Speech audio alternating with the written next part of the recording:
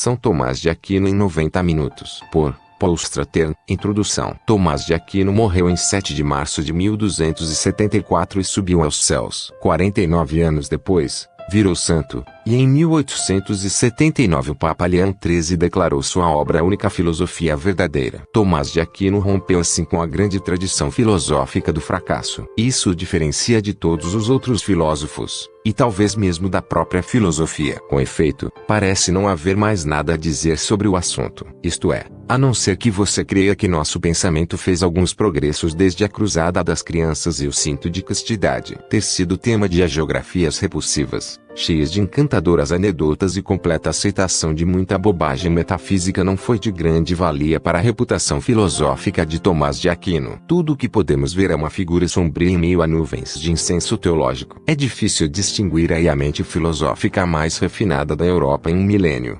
desde Santo Agostinho. Mas Tomás de Aquino é sem dúvida desse porte. Para apreciá-lo é necessário distinguir ao máximo entre a sua teologia e a sua filosofia. A primeira é absolutamente correta em todos os aspectos e está além de qualquer questionamento. Qualquer um que duvide disso corteja a excomunhão instantânea e a perspectiva de uma vida pós-morte numa região subdesenvolvida, desprovida dos modernos confortos domésticos. A filosofia, por outro lado, é algo cuja verdade está aberta à discussão. É isso que faz da filosofia o que ela é. Mesmo na época de Tomás de Aquino havia uma diferença implícita entre teologia e filosofia. As duas conduziam suas argumentações de modo semelhante, por dedução, raciocínio, lógica e assim por diante. Mas em teologia tal conhecimento baseava-se na verdade revelada da fé. Os primeiros princípios da teologia apoiavam-se na crença em Deus. A filosofia, por outro lado, não exigia tal crença. Ela partia de primeiros princípios que eram supostamente autoevidentes. Estes baseavam-se na nossa percepção do mundo ao redor e exclusivamente no uso da razão. Na prática,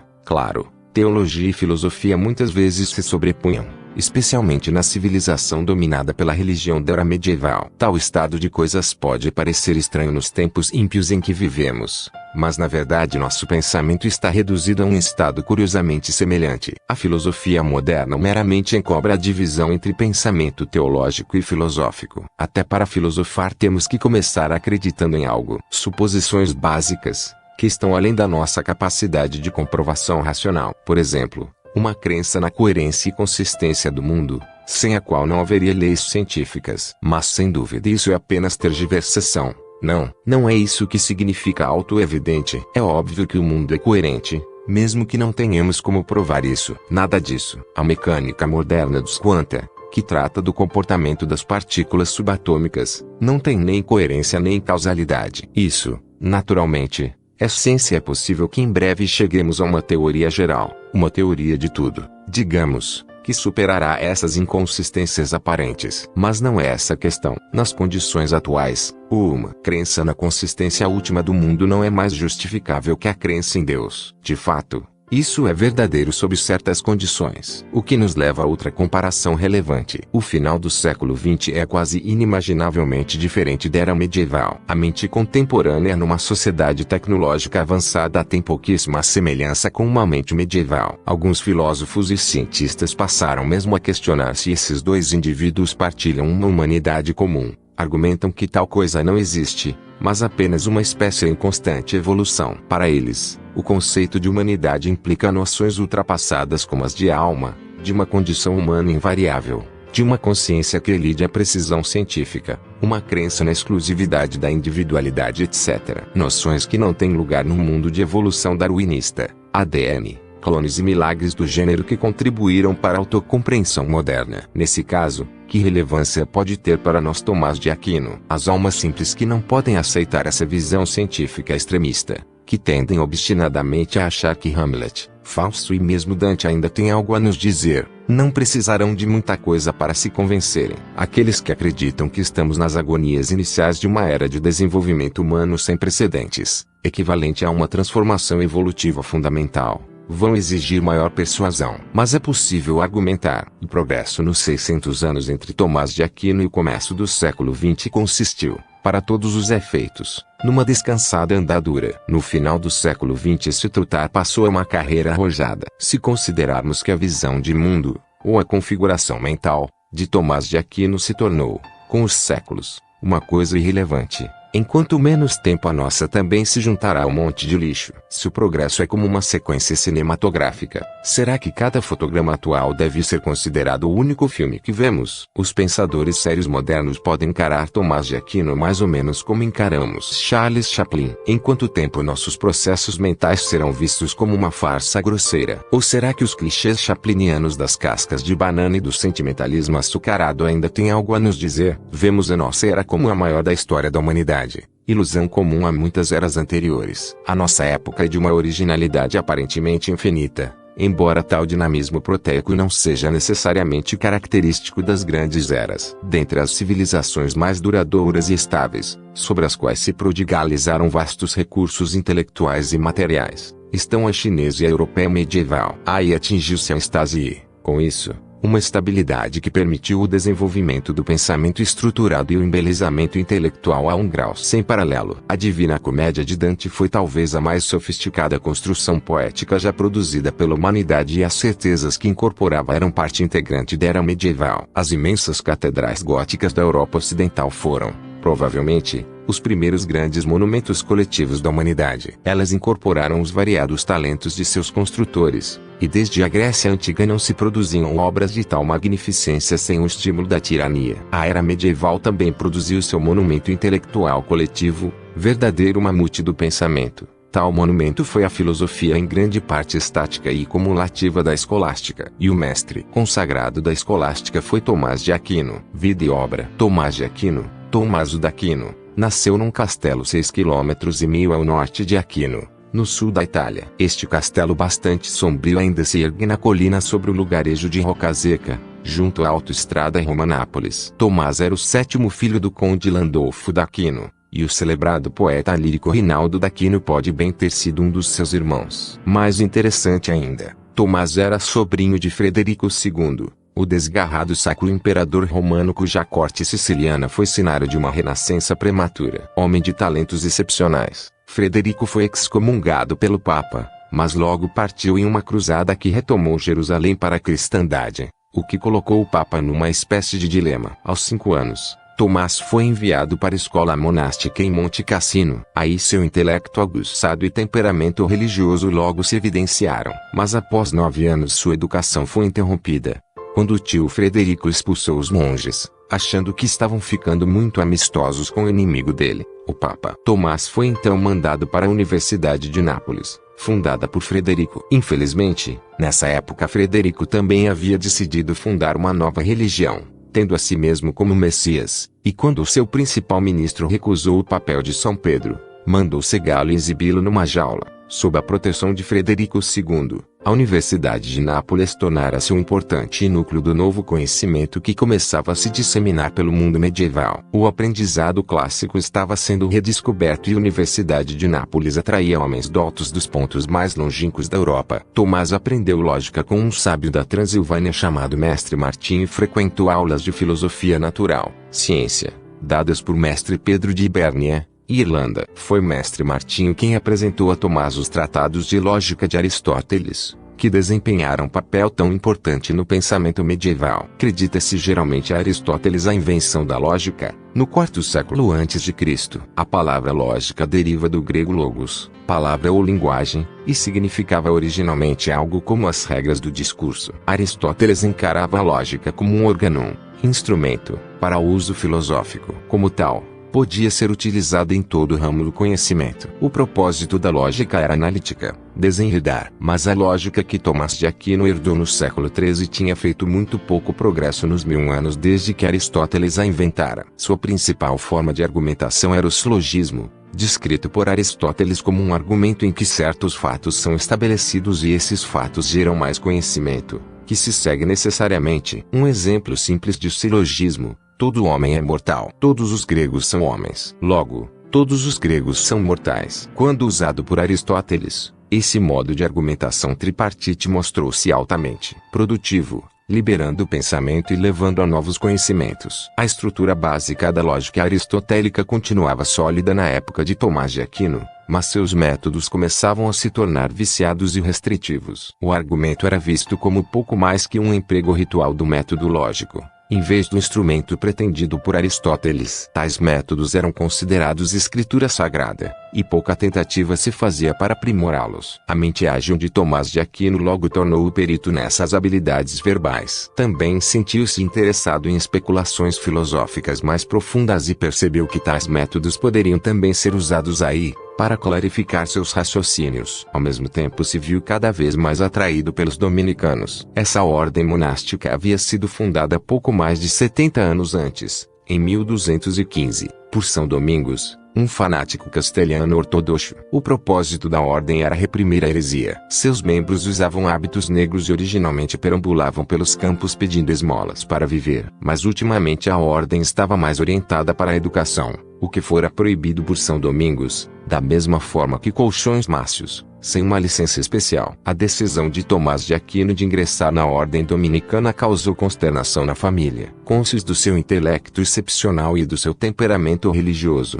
os parentes o encorajaram a entrar para a igreja. Com seus talentos e as relações que a família tinha, podia facilmente ter se tornado arcebispo de Nápoles, posição de prestígio conveniente para um descendente do comandante militar do Sacro Império Romano, o avô de Tomás, de quem herdou o nome. Mas a ideia de um Aquino a perambular pelas estradas da Itália, sem um tostão e esmolando, encontrou reação similar a que teria o filho de um general que hoje se desgarrasse para aderir a um grupo hippie nas cavernas de Creta. Mas Tomás estava decidido. Via-se seguindo os passos de outro herdeiro de família prestigiosa que abandonara tudo pouco tempo antes em função de suas crenças, Francisco de Assis. Cerca de 2 décadas antes, Francisco havia fundado a ordem que levava seu nome. Dedicou sua vida a cuidar dos doentes e desvalidos, classificação que incluía os pássaros e demais animais, que via como seus irmãos. Tomás iria inspirar-se pelo resto da vida no exemplo de Francisco de Assis, apesar de suas profundas diferenças de objetivo e temperamento. Quando Tomás falava sozinho,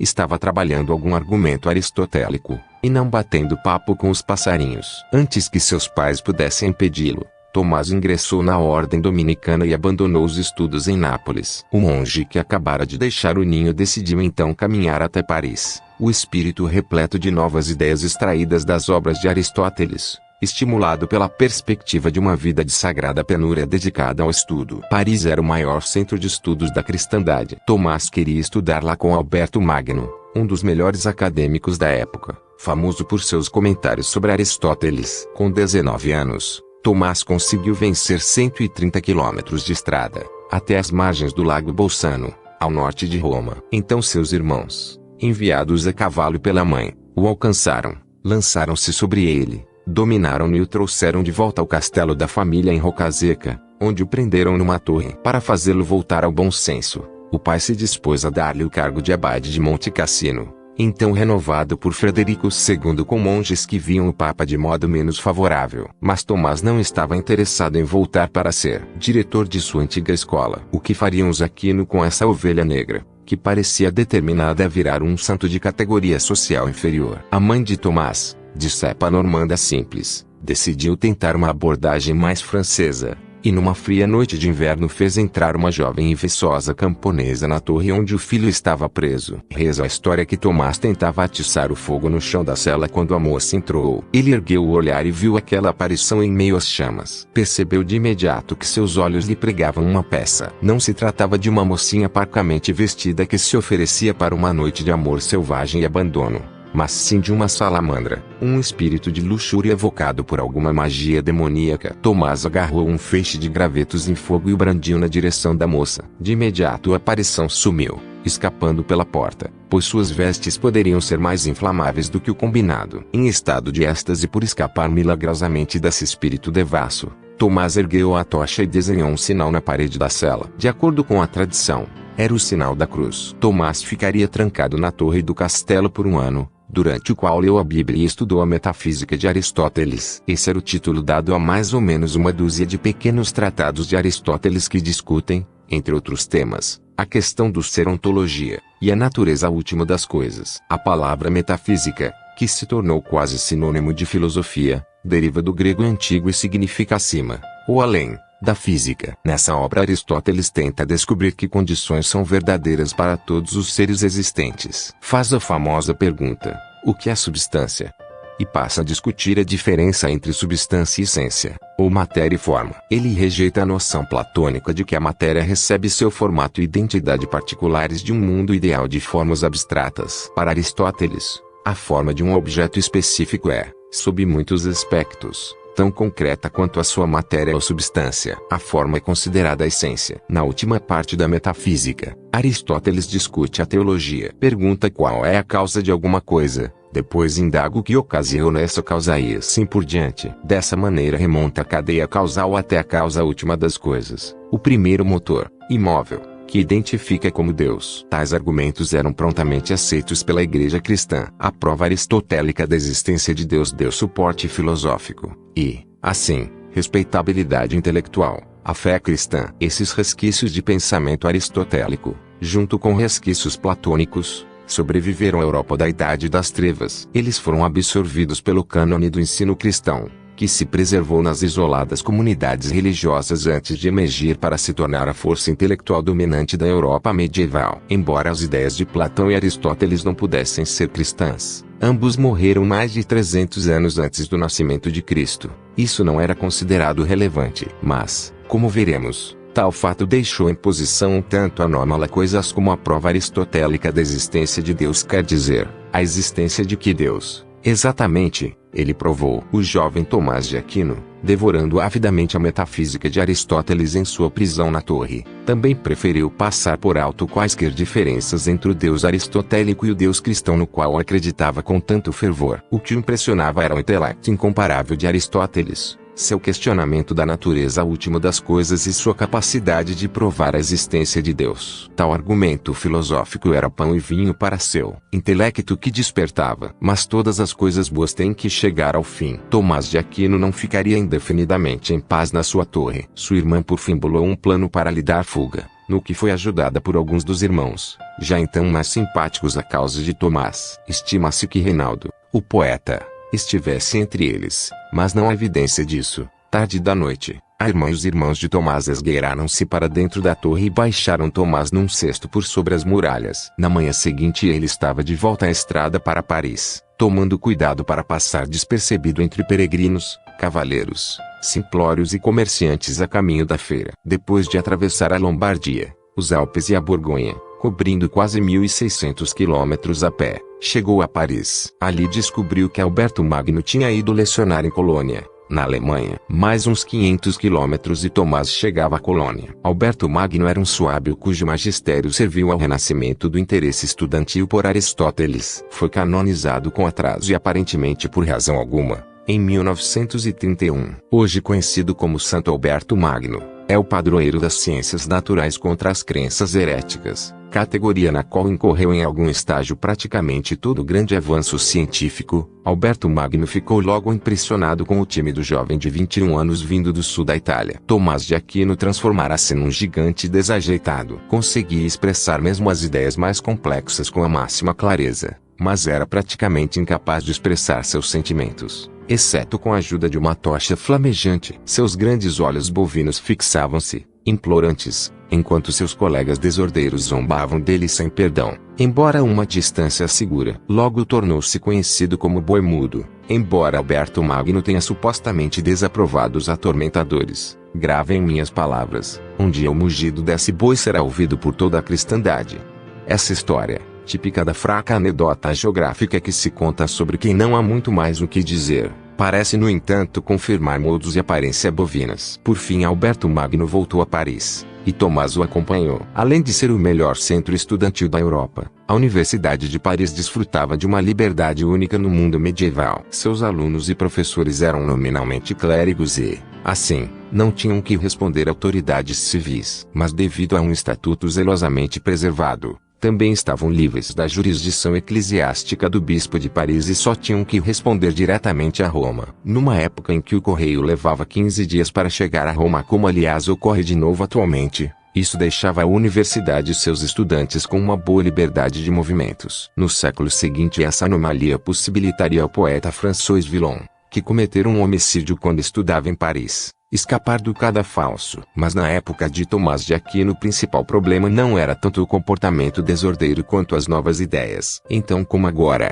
O quartier latim fermentava com as últimas ideias que ninguém mais podia sequer tentar compreender, quanto mais acreditar. O pós-estruturalismo do século XIII foi o ressurgimento do ensino clássico, especialmente obras de Aristóteles que não se conheciam antes. O ensino clássico tornara-se fragmentado após o colapso do Império Romano. Os ensinamentos dos antigos como Platão e Aristóteles só sobreviveram de forma limitada. Muitos manuscritos antigos se dispersaram, foram destruídos ou se perderam. No século V, Aristóteles teria sido traduzido por cristãos nestorianos para o siríaco, antiga variante do aramaico falada na Síria. Nos séculos seguintes suas obras foram traduzidas para o hebraico e o árabe. Depois, no século XII, o grande sábio islâmico Averroes deparou-se com a obra de Aristóteles. Averroes, que provavelmente não teria alcançado tanta fama se houvesse insistido em ser conhecido por seu nome árabe original de Abu al-Ali Muhammad ibn Ahmad ibn Muhammad ibn Rushd, foi um juiz na Espanha ocupada pelos mouros, na cidade de Córdoba, Córdoba. À maneira dos sábios islâmicos de seu tempo, Averroes foi também médico e filósofo. Quando se tornou médico particular do califa de Córdoba, seu senhor persuadiu-o a escrever uma série de comentários sobre Aristóteles. Estes foram então traduzidos para o latim, a língua internacional falada por toda a Europa intelectualizada, que unia a cultura do continente de uma maneira que hoje nos escapa. Quando os comentários de Averroes começaram a aparecer na Europa, fizeram ressurgir o interesse em Aristóteles, cujo espírito científico afinava-se particularmente às mudanças que tinham lugar no mundo medieval. O feudalismo declinava e a Europa testemunhava o crescimento das cidades, e as populações urbanizadas desenvolviam uma nova atitude em relação ao mundo. A cristandade já tivera um encontro com o pensamento grego 8 séculos antes. Naquela oportunidade, havia absorvido várias ideias de Platão, assistida por Santo Agostinho. Mas essas ideias tinham meramente confirmado a cristandade no seu desrespeito da realidade cotidiana. O mundo não passava de um pobre palco no qual a humanidade suportava o drama das suas batalhas espirituais.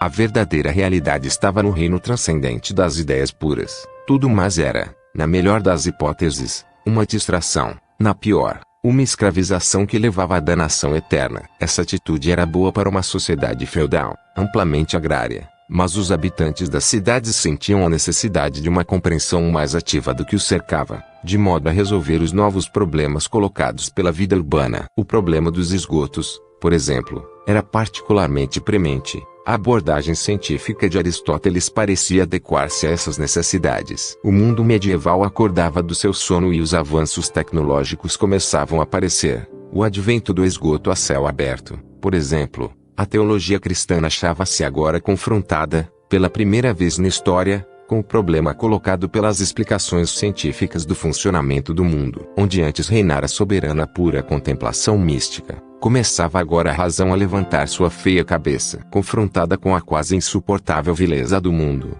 a pessoa podia meditar a fundo sobre a realidade transcendente ou abrir as comportas do esgoto. Essa mudança de atitude foi acompanhada de uma transformação em outras esferas. Nos tribunais, o ressurgimento dos métodos do direito romano estava levando à adequada investigação dos crimes, em vez de tentativas de descobrir a verdade submetendo-se os réus a provações como a cadeira de imersão. Caso confessassem, eram culpados e seriam enforcados. Caso se afogassem sendo inocentes, suas almas iriam para o céu. Num desses raros momentos da história, parecia que um crescente elemento racional estava para ingressar nos assuntos humanos. A Europa estava à beira do renascimento. Ele não ter acontecido é outra história. Tomás de Aquino também tomaria parte nesta, tornando as ideias de Aristóteles inofensivas para os ensinamentos da Igreja. Ele ajudou a adiar o inevitável. E isso foi ainda mais adiado no século XIV, com o aparecimento da peste negra, que deixou um rastro de cadáveres e exumou um rastro de ideias mortas por toda a Europa. Quando Tomás de Aquino chegou a Paris com Alberto Magno, fixou residência no quartier latim, cujo nome vinha da língua falada pela comunidade internacional de estudantes que se comprimiam nas suas ruelas. Sabe-se que Tomás de Aquino morou na rua St. Jacques, então a via principal do bairro, no colégio dos jacobinos, os dominicanos franceses. Depois de se formar, aos 30 anos, Tomás de Aquino recebeu licença para lecionar. O jovem alto e desajeitado passara por uma transformação. Por baixo do olhar fixo, bovino, brotava uma espessa barba escura, enquanto o alto da cabeça tornara-se completamente careca. Os hagiógrafos de Tomás de Aquino falam de uma vida austera e hábitos frugais, mas a maioria dos relatos menciona também sua imensa pança. A única explicação para esse enigma proeminente é que provavelmente ele comia um bocado, mas de forma descuidada. Apesar da aparência pouco atraente e das maneiras sociais reservadas, ele logo se tornou um favorito dos estudantes e suas conferências começaram a atrair grandes audiências. Esse era o homem que tinha absorvido os últimos ensinamentos disponíveis de Aristóteles e podia tornar compreensíveis para todos mesmo suas ideias mais abstrusas. Mas as ideias de Aristóteles não eram populares com as autoridades conservadoras da Igreja. Quando Tomás de Aquino despontou em Paris, o ensino da filosofia aristotélica já tinha sido condenado nada menos que 4 vezes por desviar os fiéis. Em 1231 o Papa Gregório IX chegou a nomear uma comissão para expurgar exemplos racionais das obras de Aristóteles, mas Tomás de Aquino fez o melhor que pôde para evitar controvérsia com a Igreja. Segundo sua interpretação de Aristóteles, a teologia podia agora se tornar uma ciência, com base em princípios auto-evidentes e na verdade revelada por Deus. Na Bíblia, um arcabouço de conhecimento podia ser erguido de acordo com princípios racionais. 4 séculos depois, Spinoza construiria toda a sua filosofia por esse esquema, mas havia uma controvérsia que Tomás de Aquino não podia evitar, entre as autoridades universitárias e os dominicanos. As autoridades universitárias relutavam em reconhecer a ordem recém-fundada e conceder-lhe o privilégio da exclusão da lei civil de que desfrutavam outros membros da universidade. Aos olhos das autoridades, os miseráveis dominicanos com seus hábitos negros esfarrapados não eram melhores que os mendigos licenciados e os vagabundos. Os dominicanos reagiram recusando-se a reconhecer a autoridade universitária, mas insistiam que legalmente tinham direito às mesmas liberdades de todos os demais membros da universidade, isto é, de estarem fora da jurisdição das autoridades civis. A controvérsia entre os dominicanos e as autoridades universitárias chegou ao auge em 1257. Quando Tomás de Aquino foi nomeado professor de filosofia em Paris. Os que apoiavam a universidade contra os dominicanos recusaram-se a aprovar a indicação de um dominicano e recorreram ao Papa. Os dominicanos podiam pregar o reino dos céus,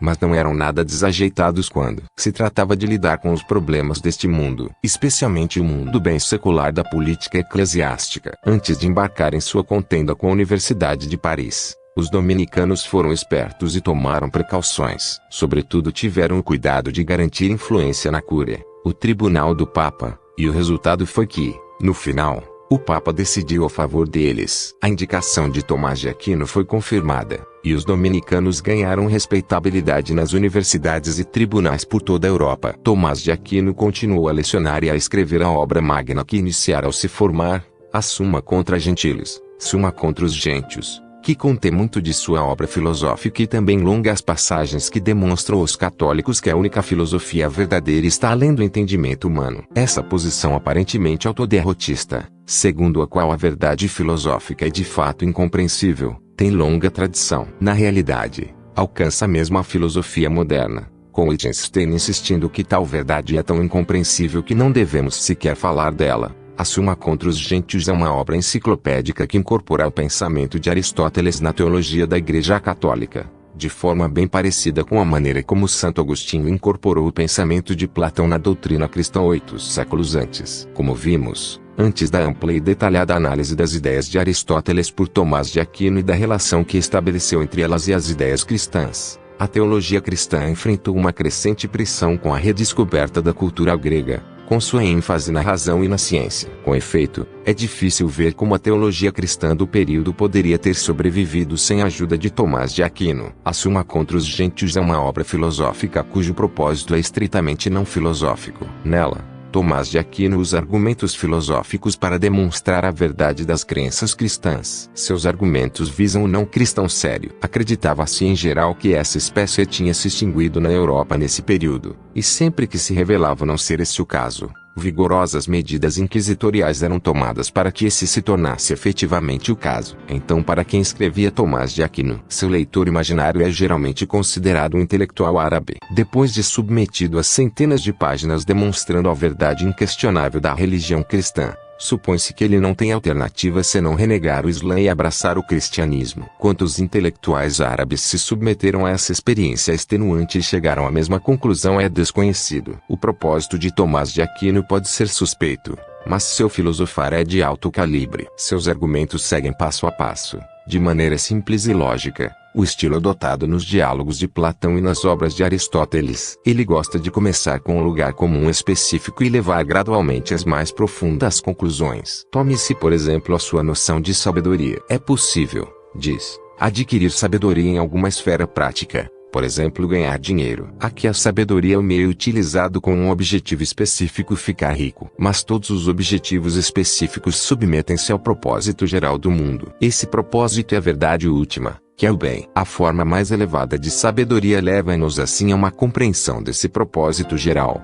a vontade de Deus. Aqueles que não aceitam que o propósito último do mundo é o bem podem achar que há uma falha nessa linha de raciocínio. Mas não há como negar o papel fundamental da razão. Nesse argumento, que Tomás de Aquino extraiu de Aristóteles. De acordo com Tomás de Aquino, esse tipo de raciocínio informado sempre nos levará a Deus. Mas só pode nos levar até aí. Podemos usar a razão para provar coisas como a existência de Deus e a imortalidade da alma. Mas a razão é incapaz de provar a existência de coisas como o juízo final e o Espírito Santo, que só podem ser compreendidas pela revelação, a qual provém da fé. Tomás de Aquino tem grande dificuldade para diferenciar entre o reino da razão e o da fé. As verdades que podem ser demonstradas pela razão jamais contradizem as verdades da fé. Da mesma forma, as verdades da fé, descobertas por revelação, estão sempre de acordo com as verdades descobertas pela razão. Felizmente, a maior parte da Suma contra os Gentios dedica-se a estas últimas, e só quando tais argumentos racionais alcançam uma conclusão é que Tomás de Aquino assinala como concordam com as verdades da fé. A classificação da razão por Tomás de Aquino sutilmente abre caminho para a investigação científica independente, usando os métodos de Aristóteles. Ao mesmo tempo ressalta como as conclusões tiradas dessas investigações estão fadadas a concordar com os dogmas da fé. Dá a impressão de uma parceria equitativa entre a razão e a fé, mas essa igualdade é uma ilusão. A Igreja desde muito tinha jantado a ciência, e ao fazê-lo tinha engolido Aristóteles, ou pelo menos aqueles ossos de sua filosofia que haviam sobrevivido à Idade das Trevas na Europa Ocidental. A ciência de Aristóteles era agora parte da fé. O mundo era feito de terra, ar, fogo e água. A Terra era o centro do universo. Um objeto pesado caía ao chão mais rápido que um objeto leve. Aristóteles escrevera que essas coisas eram verdadeiras, de modo que eram verdadeiras de fato, mesmo que ao deixar cair um livro e uma pena ao mesmo tempo se pudesse ver imediatamente o contrário. A grande dificuldade do argumento de Tomás de Aquino surgiu quando a razão de Aristóteles foi aplicada à própria ciência que ele produzira. Aí a razão e a fé de fato entravam em conflito. Mas por ora essa dificuldade foi varrida para baixo do tapete, onde ficaria 3 séculos, até o advento de Copérnico e Galileu. Copérnico usou essencialmente o raciocínio matemático para demonstrar que os planetas giravam em torno do Sol. A confiança de Galileu no método experimental pode ser vista como uma extensão da razão à esfera prática. Aristóteles certamente teria reconhecido os dois usos como desdobramentos da lógica que ele inventara. Aristóteles nunca pretendera que a sua ciência fosse estática. Ele com razão via a ciência como um processo contínuo de investigação. Só o método devia ser permanente. Se a Igreja tivesse distinguido o método aristotélico, razão, lógica, categorização, de suas descobertas, o conflito com a ciência jamais teria surgido. As descobertas científicas de Aristóteles teriam sido vistas como uma limitação necessária de sua época, assim como sua maneira de se vestir ou sua condição pagã inevitável. Isso é melhor ilustrado por um conflito que não existiu. Aristóteles mal mencionou a prática comercial, e, assim, o nascimento do banco mercantil, que se deu mais ou menos nessa época, não infringia artigos de fé, afora o mandamento bíblico sobre a usura, cinicamente contornado. Aristóteles não se pronunciou sobre contabilidade ou taxas de juros sobre empréstimos. Em consequência, a ciência do dinheiro pôde se desenvolver sem empecilhos, para imenso proveito da civilização europeia e, claro, dos banqueiros. Mas, voltando à Suma contra os Gentios, depois de abrir caminho para a razão, Tomás de Aquino se pôs a usá-la numa tarefa fundamental: provar a existência de Deus. Hoje em dia tendemos a encarar essa como uma das coisas cuja existência não pode ser provada pela razão. A existência de Deus é auto-evidente para nós. É uma questão de fé. Ou consideramos tudo isso um conto de fadas. Não importa quão instigantes ou racionais, os argumentos, contra ou a favor, parecem irrelevantes. Em outras palavras, agora tendemos a considerar que coisas como a existência de Deus e a imortalidade da alma incluem-se no reino da revelação. O que é filosoficamente importante é o delineamento tomista dessas duas categorias, razão e revelação, não o mau uso delas. Como já vimos, Algo notavelmente semelhante a essas categorias ainda se mantém na filosofia moderna, em que Wittgenstein sustenta: do que não se pode falar deve-se calar.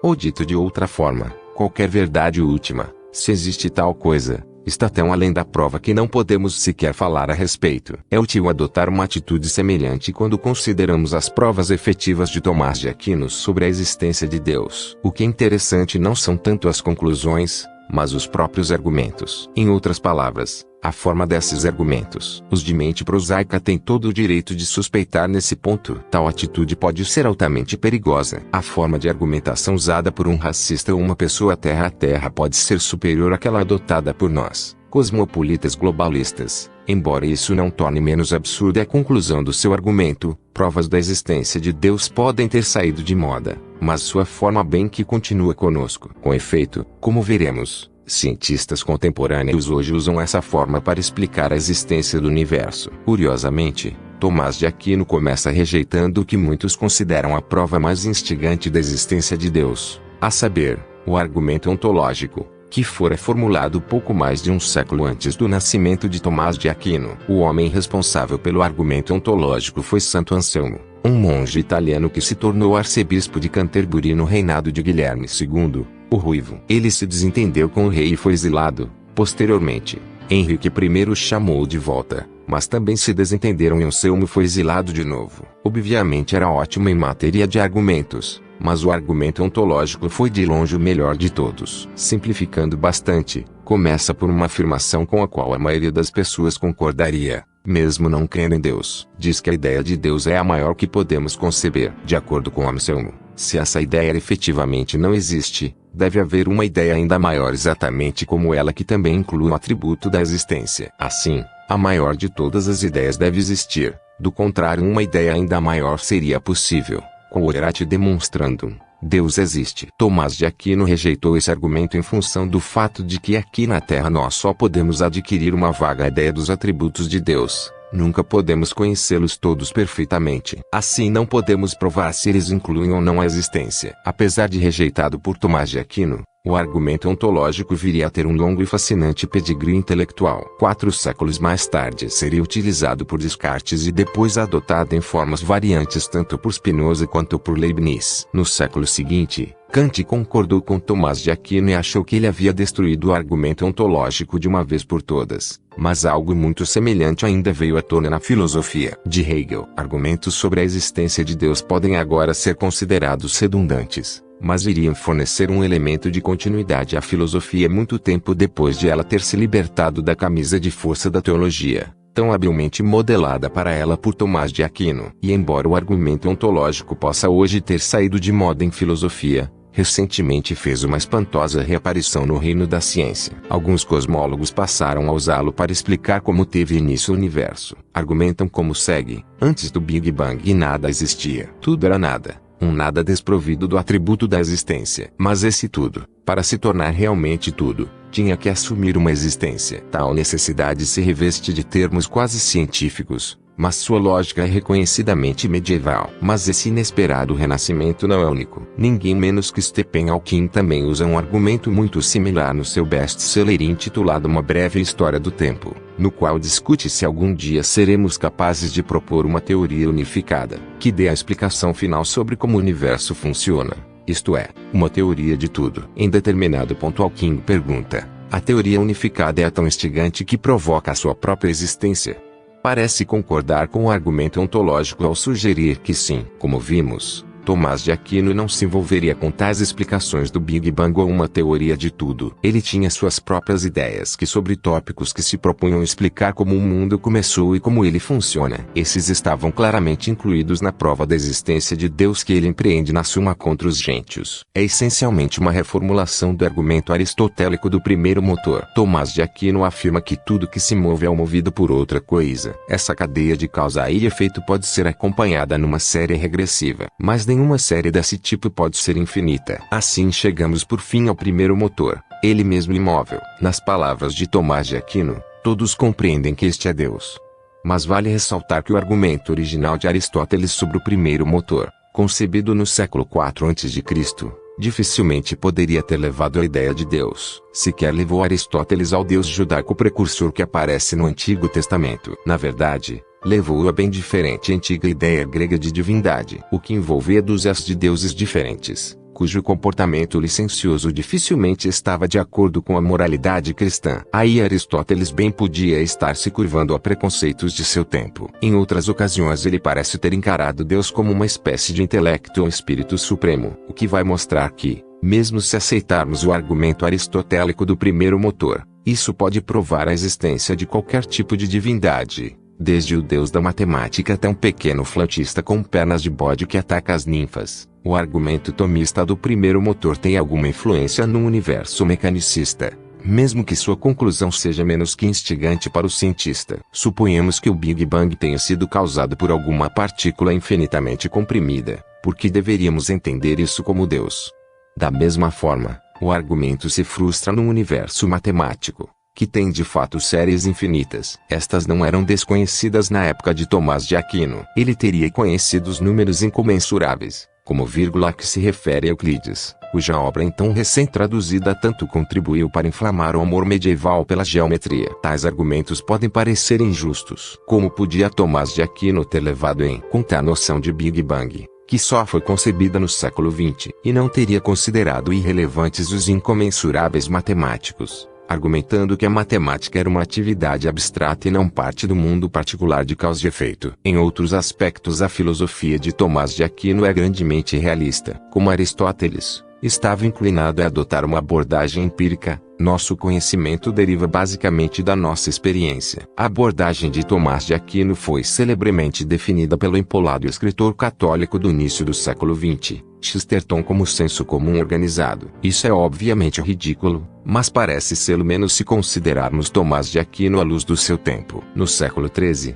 muitas ideias aristotélicas já eram aceitas fazia tanto tempo que passavam por senso comum. Era senso comum que o Sol girava em volta da Terra, por exemplo. Outras noções aristotélicas podem parecer menos plausíveis, mas ainda é possível compreender porque pareciam absolutamente convincentes naquela época. Por exemplo, era senso comum que o mundo consistia em última análise de terra, ar, fogo e água. Isso, naturalmente, é uma bobagem que nem a experiência nem a experimentação confirmam. É pura conjectura. Mas ganha muito mais força se, como Aristóteles e os medievalistas, encararmos o mundo de um ponto de vista qualitativo. Então os constituintes do mundo poderiam ser facilmente vistos como uma mistura dessas qualidades. Afinal, nossa experiência efetiva do mundo através dos sentidos é basicamente qualitativa. Doce, amargo, quente, frio, brilhante. A terra, o ar, o fogo e a água são meramente deduções dessas premissas. Essa era a visão de mundo que Tomás de Aquino aceitou de Aristóteles, o paradigma,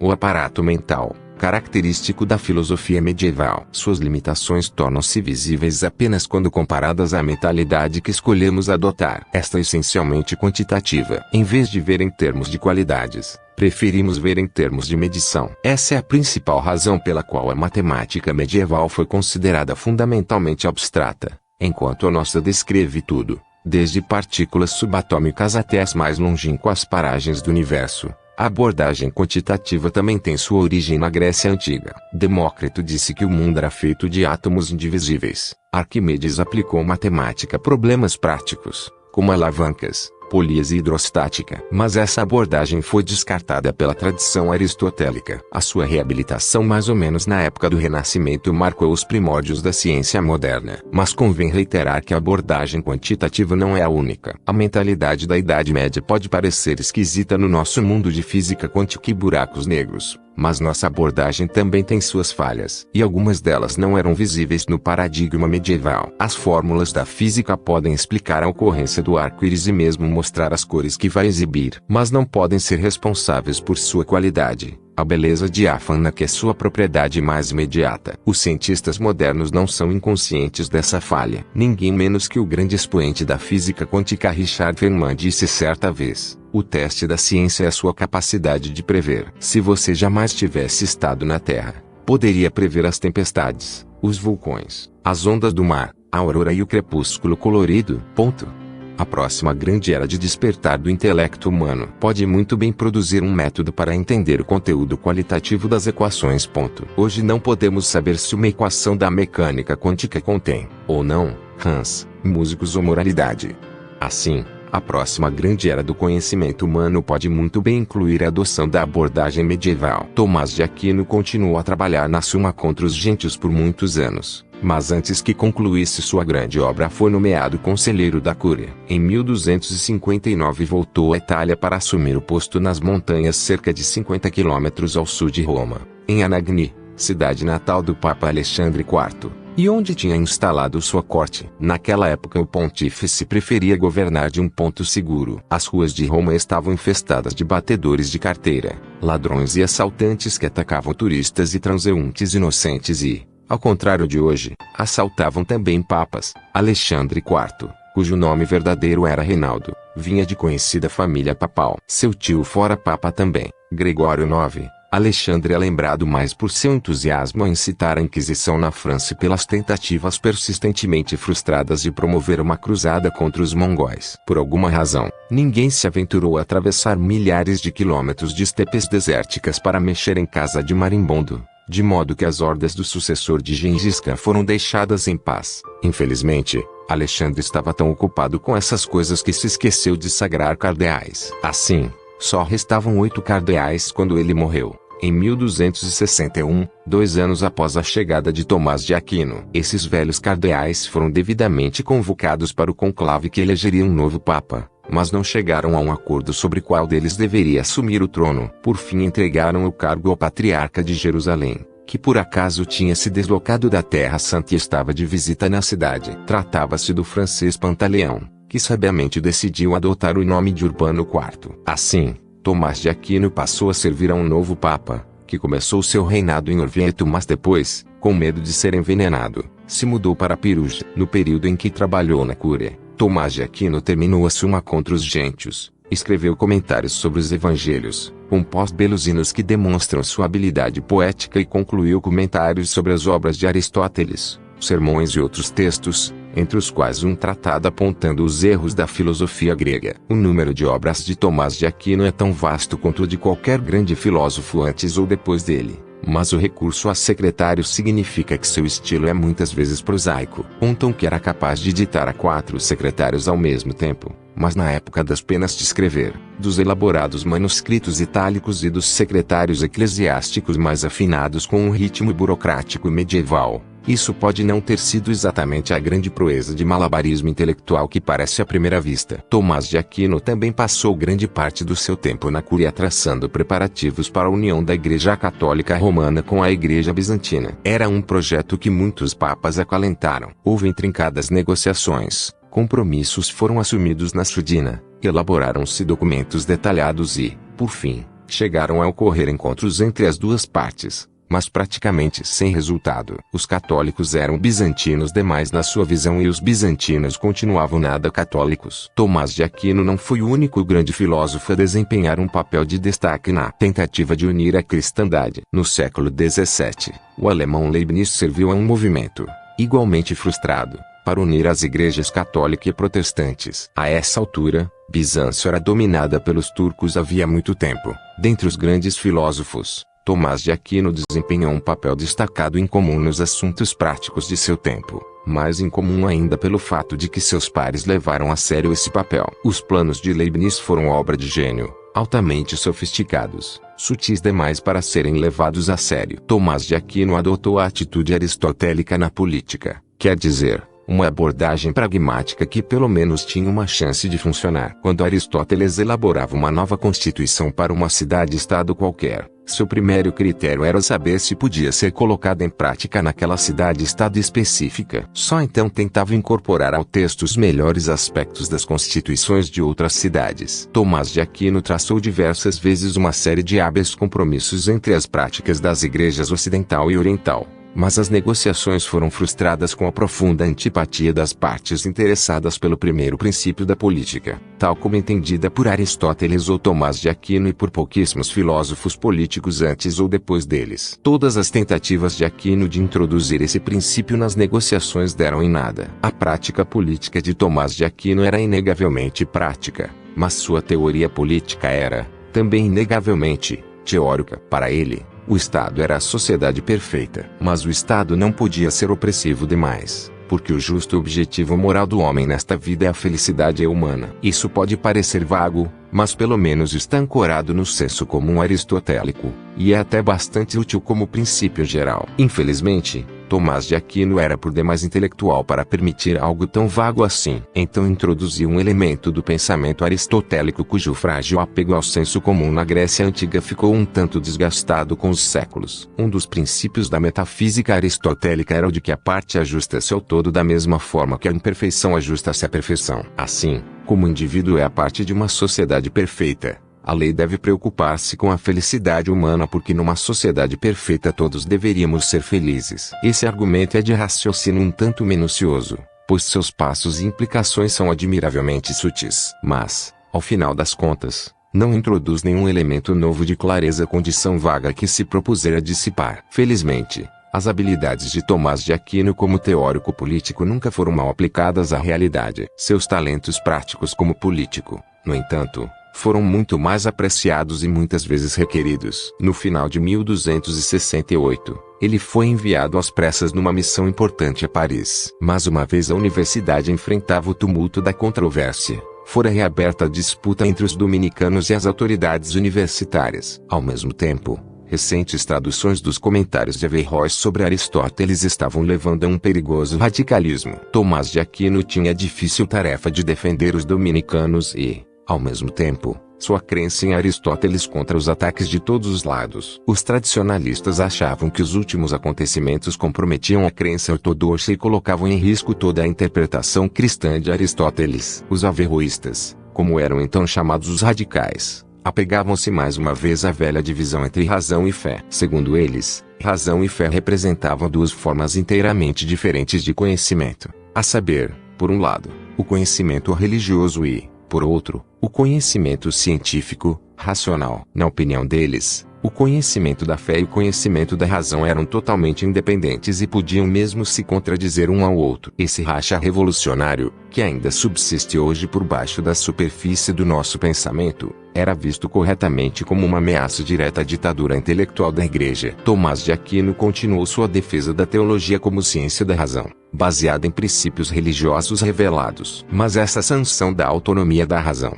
mesmo dentro dos limites da fé, levou muitos tradicionalistas a condená-lo junto com os averroístas. A parte de tudo isso, Tomás de Aquino também teve a sua obra censurada ao tentar defender os dominicanos. A causa subjacente a grande parte dessas contendas era política, e não meramente intelectual. Mas felizmente Tomás de Aquino tinha alguns aliados poderosos. Luís IX, rei de França, não era o menos influente deles. Luís era, sob vários aspectos, um modelo exemplar de monarca medieval. Trapalhão bem-intencionado, ele governava a França havia mais de 40 anos. Gostava de companhia intelectual. O fundador da Sorbonne era seu amigo íntimo, e padres brilhantes como Tomás de Aquino eram presenças constantes à sua mesa. Luís adquirira fama em toda a Europa por um comportamento diplomático sem precedentes. Ele de fato mantinha a palavra e até cumpria tratados que havia assinado. Práticas tão raras no século XIII quanto no nosso. Era também um ávido construtor de igrejas,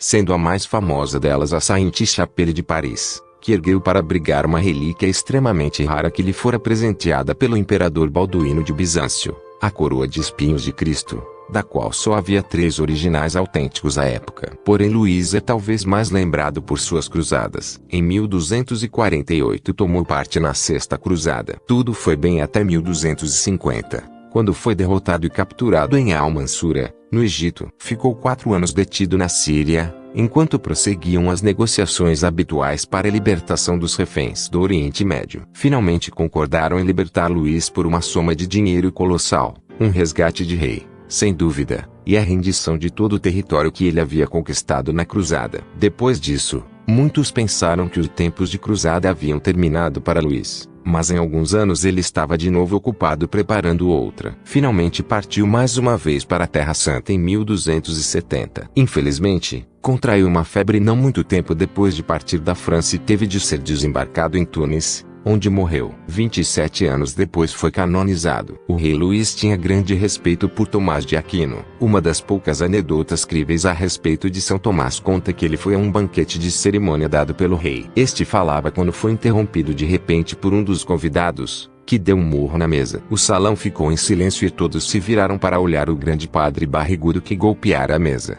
que parecia não perceber o distúrbio que causara. Profundamente mergulhado em pensamentos, Aquino murmurava para si mesmo: achei. Não habituado a interrupções desse tipo, Luís inclinou-se sobre a mesa e pediu uma explicação. Tomás de Aquino caiu em si, olhou ao redor e disse: desculpai, majestade, mas acabo de descobrir como refutar o maniqueísmo. O rei ficou tão impressionado com o atrapalhado e desligado clérigo que, em vez de repreendê-lo, ordenou que prosseguisse com suas meditações e mandou um secretário registrar sua refutação do maniqueísmo. Essa heresia quase cristã, que remonta ao século III, supunha que o mundo era produto do conflito entre o bem e o mal ou entre a luz e a escuridão. A alma humana consiste de luz, presa na escuridão da qual deve tentar livrar-se. A profunda simplicidade e coerência dessa doutrina essencialmente dualística, que refletia cultos mediterrâneos pré-cristãos, tornou o maniqueísmo dominante em todo o mundo mediterrâneo desde os tempos cristãos primitivos até grande parte dentro da era medieval. No século IV, Santo Agostinho foi um maniqueísta antes de se converter. Tomás de Aquino refutou o maniqueísmo negando o seu dualismo. O mal não existe como entidade positiva,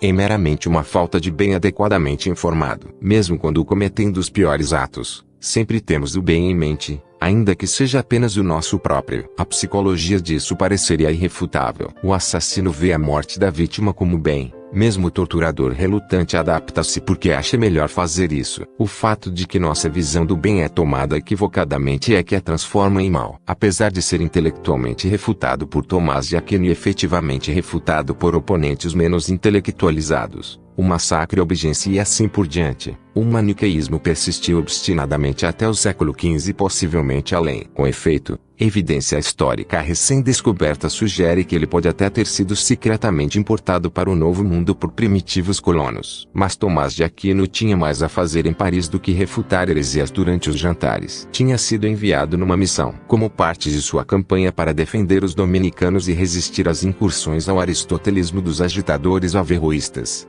Tomás de Aquino escreveu um tratado que intitulou De Pestifera Doctrina Retraentium Hominis a Religionis Ingressa, que poderia ser livremente traduzido assim: tudo sobre a doutrina pestilenta dos retrógrados que querem nos arrastar de volta à Idade das Trevas. Talvez por causa do título chamativo, esse tratado logo virou um best-seller em todo o quartier latim e Tomás de Aquino lavou a égua. Em 1272, Tomás de Aquino voltou à Itália e assumiu um posto de professor na Universidade Napolitana onde estudara. Aí continuou a trabalhar na sua segunda grande obra, a Summa Theologica, uma tentativa de alinhavar todos os elementos isolados do seu pensamento num sistema filosófico abrangente. Esse sistema pretendia incluir todo o pensamento moral, intelectual e teológico da Igreja Católica. Embora essa obra tenha ficado incompleta com a morte de São Tomás, e ainda considerada a melhor e mais completa exposição da mente medieval, infelizmente um feito um tanto vazio aos olhos modernos. A obra-prima de Tomás de Aquino praticamente não desperta qualquer interesse hoje, exceto entre os católicos, que têm de estudá-la porque contém a verdade sobre a filosofia. O tom da obra está no fato de o autor apresentar nada menos que 5 provas da existência de Deus. Os leitores modernos podem se indagar por que cargas d'água, se uma não basta, mais 4 resolveriam o problema. Outros tópicos que garantiram à obra-prima de Tomás de Aquino a chance de figurar nas listas de best-seller incluem discussões do seguinte: como será o mundo após o juízo final?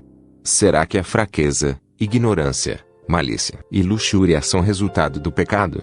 E o movimento dos corpos celestes cessará após o dia do juízo final?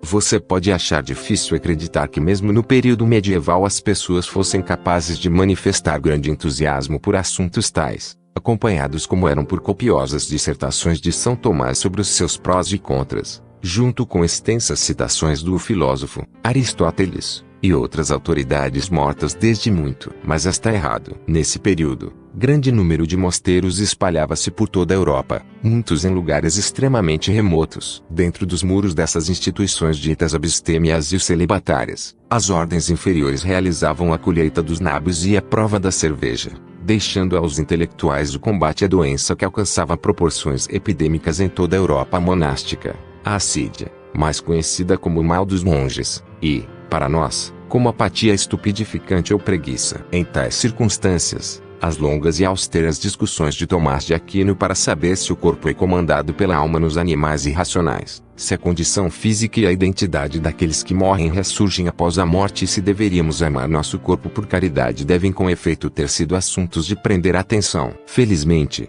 Tomás de Aquino estava interessado em escrever mais do que uma resposta da cristandade ao Talmud. Em meio a toda a rabínica cata de piolhos há passagens que revelam uma mente de características próprias, cujo pensamento está bem à frente de seu tempo. Tome-se por exemplo sua discussão sobre a possibilidade de a dor e o sofrimento serem mitigados por cada prazer. Começa citando o filósofo: a dor é expulsa pelo prazer, seja por um prazer contrário ou por um ou outro, contanto que seja intenso. Então argumenta: o prazer é uma espécie de repouso do apetite em bem adequado, enquanto a dor resulta de algo incompatível com o apetite. Conclui, numa passagem cuja visão ligeiramente ultrapassada não deve obscurecer seu discernimento: uma pessoa pode se sentir cheia de tristeza ao participar de alguma atividade agradável que costumasse partilhar com um amigo agora ausente ou morto. Em tal circunstância há duas causas dentro dela, que produzem efeitos contraditórios. O pensamento da ausência do amigo faz brotar o sofrimento. Por outro lado, sua vida no presente imediato, participando de uma atividade agradável, é causa de prazer. Cada uma dessas causas de alguma forma modifica a outra. Mas nossa percepção do presente é mais forte que a nossa lembrança do passado. Também o amor pelo próprio eu é mais persistente que o amor pelo outro. Assim, no fim, nosso prazer expulsa a nossa dor. Aqui Tomás de Aquino revela agudeza psicológica ao mesmo tempo que mantém milagrosamente uma posição religiosa ortodoxa que também concorda com a filosofia aristotélica. Escrever um texto psicológico perspicaz já é bastante difícil, especialmente na linguagem de uma época anterior à psicologia. Escrever um texto psicológico que é também teológico e filosófico então vem a ser uma complicada proeza intelectual. Isso nos leva à filosofia moral de Tomás de Aquino. Mais uma vez ele adota a abordagem aristotélica do senso comum. Aristóteles e Tomás de Aquino viam a felicidade humana como objetivo de todos nesta vida. Navegar pela vida com essa atitude pode nos aproximar perigosamente dos recifes da anti-ortodoxia e mesmo da heresia. Embora Tomás de Aquino tivesse talento e perspicácia psicológica suficientes para discernir esse fato incômodo, o objetivo da filosofia moral era definir como se poderia alcançar essa felicidade de uma forma moral, para o indivíduo, a família e a sociedade. Essa felicidade, disse Tomás de Aquino, era alcançada por meio da lei natural, que era descoberta pela razão. Essa lei natural podia também ser rejeitada, tornando assim irracional e antinatural o comportamento imoral. Como já vimos, o comportamento irracional é geralmente adotado por razões egoísticas, quando temos uma ideia equivocada e estreita de felicidade, por exemplo, assassinato, ganância ou preguiça. Tomás de Aquino especifica 4 virtudes cardeais que nos ajudam a alcançar a bondade moral. São a prudência, a justiça, a força e a temperança. Dessas, a virtude maior é a prudência. Aos olhos modernos esse conceito pode parecer um tanto vago e afetado, o elemento do discernimento discreto em ação. A palavra latina usada por Tomás de Aquino é prudentia, que dá uma noção mais forte, com conotações de sabedoria, previdência e sagacidade, tanto social como intelectual, mas continua sendo um tanto vaga como ideia diretriz. Aquino parece querer dizer que deveríamos cultivar uma adequada percepção que nos permita ficar do lado do que é moralmente bom. Isso pode nos parecer pouco mais do que escolher o lado vencedor eticamente falando,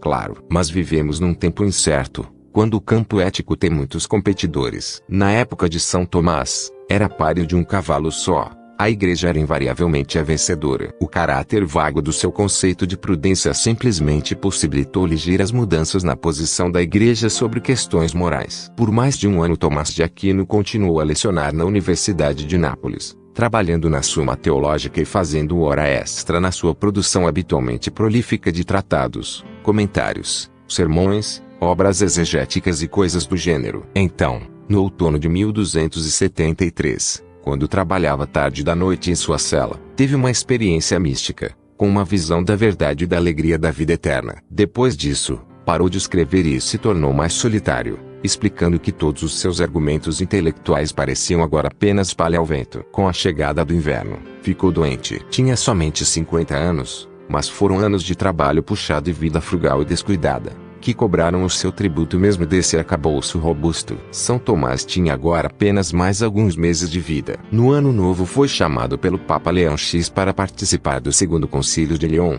convocado em mais uma tentativa de superar o racha doutrinário entre as igrejas romana e bizantina. Tomás de Aquino era requisitado para explicar os pontos mais sutis de como suas diferenças irreconciliáveis ainda podiam ser teoricamente superadas. Negligenciando com sua doença, Tomás se lançou a caminho numa jornada de quase 1000 quilômetros que jamais terminaria. A essa altura mal percebia o ambiente ao redor, mas quando se deslocava de Nápoles para o norte, reconheceu indistintamente a paisagem de Aquino. Na colina do outro lado do vale, sobranceira a aldeia de Rocaseca, distinguiu a silhueta familiar do castelo onde nascera, em 1225. Pós-fácil.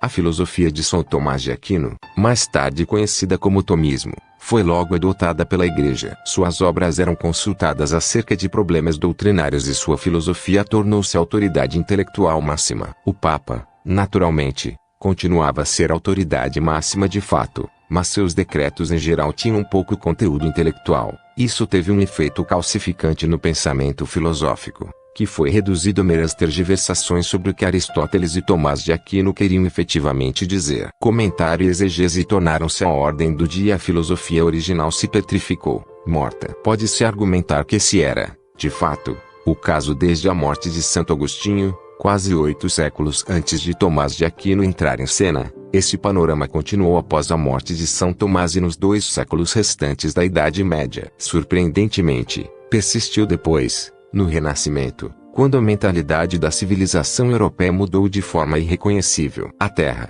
e com ela a Igreja Católica Romana, foi deslocada do centro do universo. A ciência e o humanismo assumiram o comando, inspirando uma autoconfiança intelectual que possibilitou aos europeus a circunnavegação do globo e a criação de um novo mapa celeste. Mas a filosofia não foi afetada, continuando o tomismo a ser ensinado nas universidades, com o mundo especulativo preso numa trama aristotélica de 200 anos. Só no século XVII começaram a aparecer as primeiras rachaduras nessa imensa estrutura gótica, mais comentada e estudada que qualquer outra obra humana antes ou depois. Então, em 1637, Descartes publicou seu Discurso do Método, no qual questionava todas as certezas anteriormente aceitas, chegando a uma noção férrea sobre a qual se poderia basear todo o pensamento, o seu famoso cogito ergo sum penso, logo existo. Começou assim a filosofia moderna, varrendo para sempre as teias de aranha do aristotelismo e do tomismo. Citações-chave: a famosa prova atomista da existência de Deus, o primeiro motor.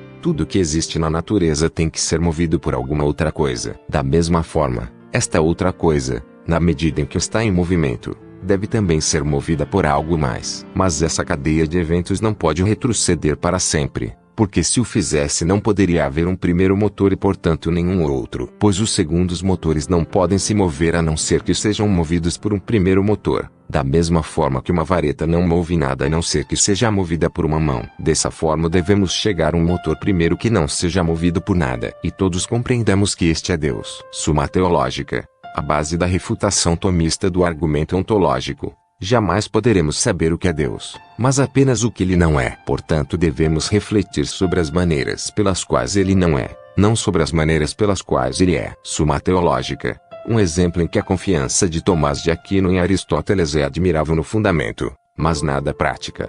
Como mostra Aristóteles, devemos proceder como segue quando estudamos uma classe específica de coisas. Primeiro devemos tentar descobrir as qualidades que todos os membros dessa classe têm em comum. Só então devemos estudar as qualidades específicas dos diferentes indivíduos dela. Há uma classe de coisas que inclui todas as criaturas vivas. Assim, a melhor maneira de estudar os membros dessa classe é primeiro descobrir que qualidades têm em comum, e só então que qualidades específicas são possuídas por diferentes membros. Há algo comum a toda coisa viva, a alma. Toda criatura viva possui uma alma. Portanto, para obter conhecimentos sobre as criaturas vivas, a melhor maneira de agir é primeiro estudar a alma, presente em cada uma delas. Comentário ao Tratado de Aristóteles de Anima. Mas essa visão não é tão risivelmente ultrapassada como pode parecer. A qualidade que distinguia as coisas vivas era a alma. Investigações quantitativas subsequentes foram incapazes de localizar essa entidade esquiva. Mas não resta dúvida de que esse conceito refletia algum elemento da nossa experiência. A ciência então recolheu-se a uma noção mais segura empiricamente, a de consciência. Esta, no entanto, passou também a sofrer um bombardeio contínuo. O que é exatamente a consciência? A visão quantitativa tem extrema dificuldade com esses problemas,